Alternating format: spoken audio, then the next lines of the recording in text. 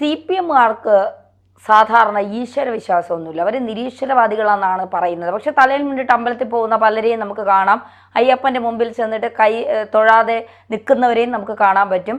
എന്നാൽ അവരുടെ പാർട്ടി ഓഫീസുകൾ ഉദ്ഘാടനം ചെയ്യുന്ന സമയത്ത് ഈ ജ്യോതിഷമൊക്കെ നോക്കി കറക്റ്റ് സമയത്ത് ആ ദിവസമൊക്കെ കണ്ടുപിടിച്ചൊക്കെയാണ് ഇവരുടെ ഈ മന്ദിരങ്ങളൊക്കെ ഉദ്ഘാടനം ചെയ്യുന്നത്. എന്നിട്ട് അവർ പറയും അത് യാദൃച്ഛികമായി വന്നതാണ്, ഞങ്ങളൊന്നും നോക്കിയിട്ടില്ല എന്നൊക്കെയാണ് പറയുന്നത്. ഇപ്പോൾ നിലമ്പൂരിൽ ഇലക്ഷന് നിൽക്കുന്ന അല്ലെങ്കിൽ സ്ഥാനാർത്ഥിയെ നിൽക്കുന്ന എം സ്വരാജ് ജയിക്കുമോ തോൽക്കുമോ, ഇതാണ് ഇപ്പോൾ എല്ലായിടത്തും ചർച്ചാ വിഷയം. അപ്പോൾ എം സ്വരാജിൻ്റെ ജയവും തോൽവിയും പ്രവചിച്ചിരിക്കുകയാണ് മാധവ പൊതുവാളിൻ്റെ പ്രവചനമാണ് ഇപ്പോൾ ചർച്ചയാകുന്നത്. സഹാവ് ജി ശക്തിധരൻ ഫേസ്ബുക്കിൽ ഒരു പോസ്റ്റ് ഇട്ടിട്ടുണ്ട് ഇതുമായി ബന്ധപ്പെട്ട്.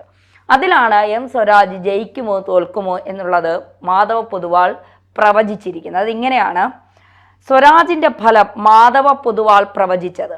പയ്യന്നൂരിലെ വിഖ്യാത ജ്യോത്സ്യൻ മാധവ പൊതുവാൾ അടക്കം ഏത് ജ്യോത്സ്യനെ കാണിച്ചാലും എം സ്വരാജിൻ്റെ ജാതക ഫലത്തിൽ നെല്ലിട വ്യത്യാസം ഇനി വരില്ല. ജനന സമയം ഇനി മാറ്റാൻ പറ്റില്ലല്ലോ. മാധവ പൊതുവാൾ ഒന്ന് പ്രവചിച്ചാൽ അച്ചട്ടാണത്. ഏതാനും ദിവസം മുൻപ് CPM സംസ്ഥാന സെക്രട്ടറി MV ഗോവിന്ദൻ തിരക്ക് പിടിച്ച് മാധവ പൊതുവാളിനെ കാണാനെത്തിയത് നാട്ടുകാരൊന്ന് ശ്രദ്ധിച്ചു. ഒരു മാസത്തിനിടയിൽ 3-ാം തവണയാണ് MV ഗോവിന്ദൻ പയ്യന്നൂരിൽ പെരുമയിൽ കാലുകുത്തുന്നത്. പൊതുവാളിന്റെ കാലിന് ചെറിയ അസ്വാസ്ഥ്യമുണ്ടായിരുന്നെങ്കിലും AKG സെന്ററിൽ നിന്നുള്ള വരവായതുകൊണ്ട് മുടക്ക് വരുത്തിയില്ല. AKG സെന്റർ 2ന്റെ ഉദ്ഘാടനം 10-ാം ഉദയത്തിൽ 10:30 മാറ്റോടെ നിർവഹിക്കാൻ എന്തൊക്കെ ചെയ്യണമെന്ന് ചോദിച്ചറിയാനായിരുന്നു ആ സന്ദർശനം.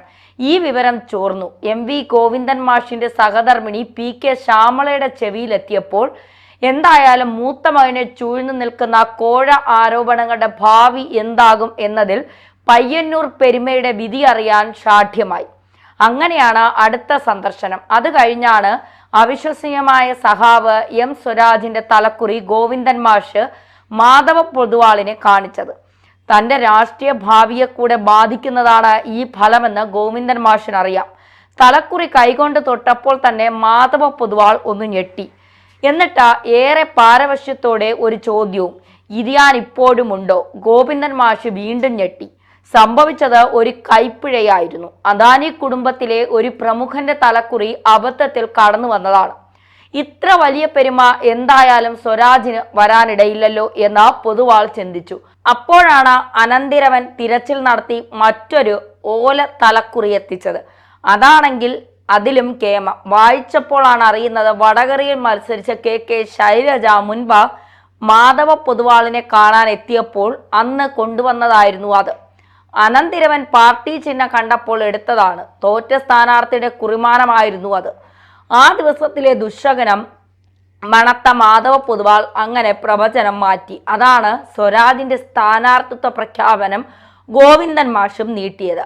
G സുധാകരൻ പോസ്റ്റൽ വോട്ട് കണക്ക് തിട്ടപ്പെടുത്തി കഴിഞ്ഞാൽ ജൂൺ 23 രാവിലെ 8:15-നും 8:30-നും ഇടയിൽ പൂർണ്ണ ഫലം തന്നെ കൊടുക്കാമെന്ന് ഇപ്പോൾ മാധവ് പൊതുവാൾ പറഞ്ഞിരിക്കുന്നു. പടക്കം, ലഡു തുടങ്ങിയ പദാർത്ഥങ്ങൾ അന്ന് സ്വരാജ് തൊടാൻ പാടില്ലത്രേ. ഇങ്ങനെയാണ് സഖാവ് ജി ശക്തിധരൻ തൻ്റെ ഫേസ്ബുക്കിൽ കുറിച്ചിരിക്കുന്നത്. അതായത് മാധവ പൊതുവാളിനെ കാണാൻ ഗോവിന്ദൻ മാഷ് AKG സെന്ററിന്റെ ഉദ്ഘാടന വേളയ്ക്ക് മുൻപേ എത്തി.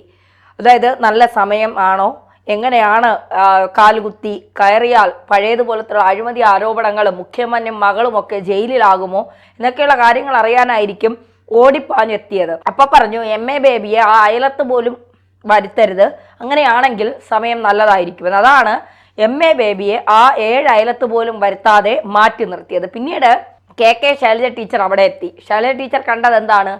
ശൈലജ ടീച്ചറുടെ തലക്കുറി കണ്ടപ്പോൾ വടകരയിൽ 8 നിലയിൽ ഷാഫി പറമ്പിന്റെ ഒപ്പം നിന്ന് മത്സരിച്ച് ശൈലജ ടീച്ചർ 8 നിലയിൽ പൊട്ടി. അങ്ങനെ പൊട്ടുമെന്ന് നേരത്തെ തന്നെ അറിയാവുന്നത് കൊണ്ടാണ് മാധവ് പൊതുവാൾ അങ്ങനെ പ്രവചിച്ചിട്ടുണ്ടാകണം. അതുകൊണ്ടാണ് ശൈലജ ടീച്ചറിനെ ഒതുക്കാനായി വടകരയിൽ പിടിച്ചു നിർത്തിയതെന്ന് ആരെങ്കിലും സംശയിച്ചാൽ അതിൽ തെറ്റ് പറയാനും കഴിയില്ല എന്നുള്ളതാണ് യാഥാർത്ഥ്യം. ഇപ്പോൾ സ്വരാജ് ജയിക്കുന്നത് പിണറായിക്ക് അത്ര ഇഷ്ടമുള്ള കാര്യമൊന്നും അല്ല. കാരണം സ്വരാജ് ജയിച്ചാൽ അത് മരുമകനെ തലയിൽ മുണ്ടിട്ട് നടക്കേണ്ട അവസ്ഥയുണ്ടാക്കും. കാരണം സ്വരാജ് ഒരു ജനകീയനായ നേതാവാണ് എന്നതിനപ്പുറം പാർട്ടിക്കുള്ളിലെ ശക്തനായ നേതാവാണ് സ്വരാജ്. സ്വരാജിനെ പലപ്പോഴും ഈ താത്വികമായ അവലോകനങ്ങളിലും കടിച്ചാ പൊട്ടാത്ത വാക്കുകളിലുമൊക്കെ ആയിരിക്കും നമ്മൾ സംസാരിച്ച് കേട്ടിട്ടുള്ളത്. അങ്ങനെ MLA ആയാൽ ഉടനെ തന്നെ ഞാൻ ഉദ്ഘാടനങ്ങൾക്ക് വരില്ല, മരണാന്തര ചടങ്ങുകൾക്ക് വരില്ല, കല്യാണത്തിന് വരില്ല, എന്നെ അതിനൊന്നും ആരും പ്രതീക്ഷിക്കേണ്ട എന്ന് പറഞ്ഞ ആദ്യ MLA കൂടിയായിരിക്കും ഒരുപക്ഷെ M സ്വരാജ് എന്ന് പറയുന്നത്. സ്വരാജിനെ CPM-ലെ പലർക്കും മരുമകനെയും അമ്മാവനെയും പോലെ താല്പര്യമില്ല. അപ്പോൾ നിലമ്പൂരിൽ സ്വയം സ്വരാജ് ജയിച്ചാൽ അത് കേരള രാഷ്ട്രീയത്തിൽ ഒരുപാട് മാറ്റങ്ങൾ ഉണ്ടാക്കാൻ സാധ്യതയുണ്ട്. കാരണം M സ്വരാജിനേക്കാൾ ജൂനിയറായ മുഹമ്മദ് റിയാസ് ഇപ്പോൾ പൊതുമരാമത്ത് വകുപ്പ് മന്ത്രിയാണ്. അപ്പോഴും M സ്വരാജ് ഒരിടത്തും എത്തിയിട്ടില്ല. ഇപ്പോഴും സെക്രട്ടേറിയറ്റ് അംഗമായി തന്നെ അങ്ങനെ നിൽക്കുകയാണ്.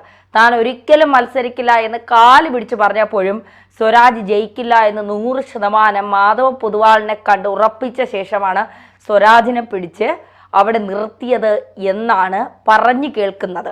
അതിൽ എത്രത്തോളം ശരിയുണ്ടെന്നറിയില്ല. കാരണം നിരീശ്വരവാദികളാണ് ഞങ്ങൾ. ശബരിമലയിൽ സ്ത്രീകളെ കയറ്റാനായി പ്രോത്സാഹിപ്പിച്ച അല്ലെങ്കിൽ അതിനുവേണ്ടി നവോത്ഥാനം ഉണ്ടാക്കിയവരാണ് ഞങ്ങൾ, വനിതാ മതിൽ ഉണ്ടാക്കിയവരാണ് ഞങ്ങളെന്നൊക്കെ നാക്കി 4 വട്ടം ഉരുവിട്ടുകൊണ്ടിരിക്കുന്ന CPM ആണ് ഇടയ്ക്കിടയ്ക്ക്, അതായത് ഒരു മാസത്തിൽ 3-ാം തവണയാണ് മാധവ പൊതുവാളിനെ കാണാനായി ഈ ഗോവിന്ദൻ മാഷ് എത്തുന്നത്. അപ്പോൾ ഗോവിന്ദൻ മാഷ് ഓരോ തവണ എത്തുമ്പോഴും ഓരോരുത്തരുടെ പരാജയം അവിടെ സ്ഥിരീകരിക്കപ്പെടുന്നുണ്ട് എന്നുള്ളതാണ്. ശൈലജ ടീച്ചറിൻ്റെ പരാജയം സ്ഥിരീകരിച്ചു, ഇനിയും സ്വരാജിൻ്റെ പരാജയമാണ്. അപ്പോൾ കണക്കുകൂട്ടലൊക്കെ CPM പറയുന്നിടത്ത് തന്നെ കൃത്യമായി വരുന്നുണ്ട്.